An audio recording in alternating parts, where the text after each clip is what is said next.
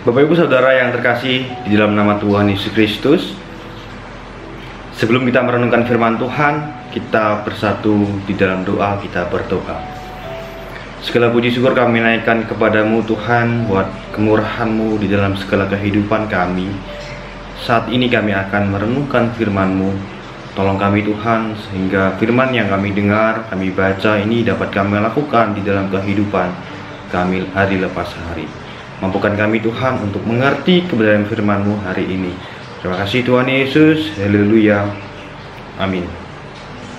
Bapak Ibu Saudara yang terkasih di dalam nama Tuhan Yesus Kristus, bacaan kita saat ini terambil dari Injil Markus 9 ayat yang ke-30 sampai dengan yang ke-37. Bacaan kita terambil dari Injil Markus pasal yang ke-9 ayat yang ke-30 sampai dengan yang ke-37. Demikianlah firman Tuhan. Yesus dan murid-muridnya berangkat dari situ dan melewati Galilea, dan Yesus tidak mau hal itu diketahui orang. Sebab ia mengajar murid-muridnya, ia berkata kepada mereka, Anak manusia akan diserahkan ke dalam tangan manusia, dan mereka akan membunuh dia. Dan 3 hari sesudah ia dibunuh, ia akan bangkit. Mereka tidak mengerti perkataan itu, namun segan menanyakan kepadanya. Kemudian tibalah Yesus dan murid-muridnya di Kapernaum. Ketika Yesus sudah di rumah, ia bertanya kepada murid-muridnya, apa yang kamu perbincangkan tadi di tengah jalan? Tetapi mereka diam, sebab di tengah jalan tadi mereka mempertengkarkan siapa yang terbesar di antara mereka. Lalu Yesus duduk dan memanggil ke-12 murid itu, katanya kepada mereka, jika seorang ingin menjadi yang terdahulu, hendaklah ia menjadi yang terakhir dari semuanya dan pelayan dari semuanya. Maka Yesus mengambil seorang anak kecil dan menempatkan di tengah-tengah mereka.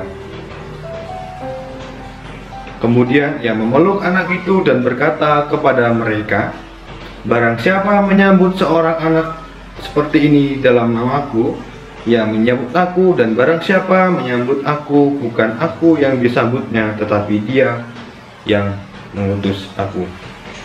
Yang berbahagialah ialah ia yang mendengar firman Tuhan dan melakukannya dalam kehidupan sehari-hari.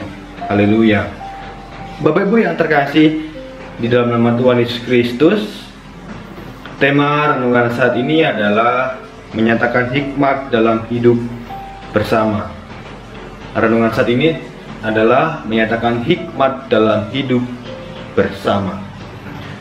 Berbicara mengenai hikmat, Bapak Ibu Saudara pasti teringat dengan Raja Israel, yaitu Raja Salomo.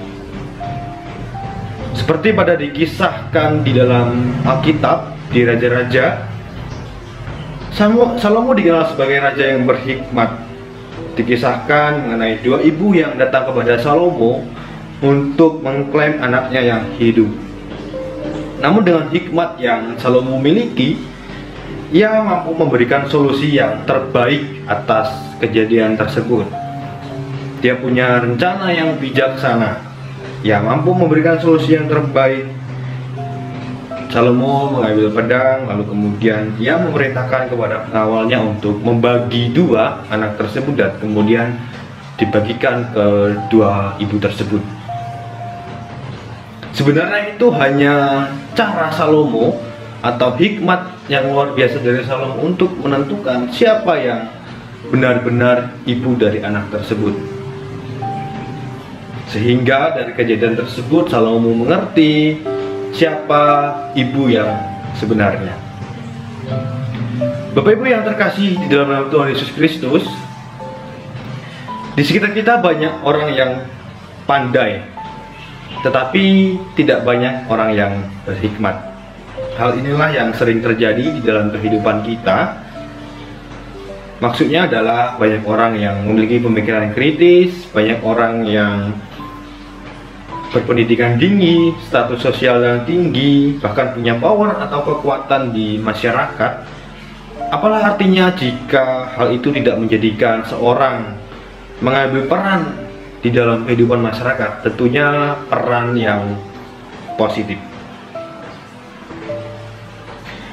Banyak orang berupaya dengan segala kemampuannya yang dimiliki untuk mendapatkan status sosial yang tinggi, posisi yang tinggi, dan bahkan jabatan yang tinggi di dalam masyarakat. Namun lupa Bapak Ibu Saudara bahwa di dalam kehidupan masyarakat yang terpenting adalah memberi arti besar dalam kehidupan bersama. Justru orang yang berambisi atas kekuasaan itu malah menjadi kekacauan atau merusak tatanan kehidupan masyarakat. Hal demikian yang terpenting adalah di mana orang itu harus berhikmat, lalu kemudian juga pintar, atau kecerdasan itu harus diimbangi dengan hikmat sehingga kita menjadi orang yang bijaksana. Jemaat yang terkasih di dalam nama Tuhan Yesus Kristus, melalui beberapa bacaan kita hari ini kita diingatkan betapa pentingnya kita harus berhikmat dalam kehidupan bersama, baik di dalam keluarga, baik dalam komunitas, baik di dalam gereja. Melalui kitab Amsal 30 ayat yang ke-10 sampai dengan yang ke-31, kita disadarkan bahwa orang berhikmat itu tidak tercabut dari lingkungan keluarganya. Ia berarti besar, berperan besar, dan memberi keteladanan yang besar sebagai istri yang bijak dalam bacaan tadi. Bapak Ibu Saudara yang terkasih di dalam nama Tuhan Yesus Kristus, yang seharusnya orang berhikmat lakukan di dalam lingkungan keluarga. Yang pertama adalah orang yang berhikmat itu harus bisa dipercaya dan membanggakan atau menjadi dampak yang positif bagi anggota keluarga. Bapak Ibu Saudara, orang yang berhikmat itu tidak mendatangkan malu dan tidak menindih berat kepada keluarga. Sebagai anggota keluarga seharusnya bisa dipercaya, apalagi sebagai anak harus menjadi kebanggaan orang tua, tentu terutama menjadi kebanggaan Tuhan. Dan orang tua juga harus menjadi teladan yang baik bagi anak-anaknya. Yang kedua adalah orang yang berhikmat itu harus produktif, rajin bekerja, dan tidak malu atas semua pekerjaan. Jadi Bapak Ibu Saudara, orang yang beriman itu harus mensyukuri apa yang ada sekarang. Pekerjaan apapun yang sedang dikerjakan harusnya bersyukur atas berkat Tuhan melalui pekerjaan tersebut. Yang ketiga adalah orang yang beriman itu harus berkepedulian sosial yang tinggi pada orang-orang di sekitar kita. Bapak Ibu Saudara yang terkasih, saat ini kita sedang dilanda pandemi COVID-19 yang kita tidak tahu kapan berakhirnya, dan sebagai wujud kita menyatakan kepedulian kita sebagai orang yang berhikmat harus memiliki sifat kepedulian yang sosial yang tinggi sebagai wujud kasih kita kepada sesama dan kasih kita kepada Tuhan. Yang terakhir adalah orang yang berhikmat itu harus membangun optimisme bagi segenap anggota keluarga dan tidak terlalu dikuasai kekhawatiran. Bapak Saudara, mungkin di antara kita saat ini khawatir tentang masa depan, khawatir tentang pekerjaan, tetapi jangan khawatir tentang apapun juga. Tuhan akan menolong setiap pergumulan yang kita miliki. Jemaat yang terkasih di dalam nama Tuhan Yesus Kristus, dalam kehidupan komunitas bersama di dalam lingkungan masyarakat, pemazmur mengingatkan kita supaya kita berposisi benar dan lurus di hadapan Tuhan. Tidak berdiri di jalan orang berdosa dan tidak larut atau terseret sebagai golongan yang cemooh. Sedangkan penulis surat Yakobus mengajak kita untuk mewujudkan hikmat tersebut di dalam kehidupan kita sehari-hari. Wujud orang yang berhikmat adalah menjadi pribadi yang pendamai, menjadi anak-anak damai, menjadi orang yang murah hati, penuh belas kasih, tidak memunculkan kegaduhan atau kekacauan. Bapak Ibu yang terkasih di dalam nama Tuhan Yesus Kristus, Injil Markus menegaskan betapa pentingnya kita tidak larut dalam ambisi kekuasaan.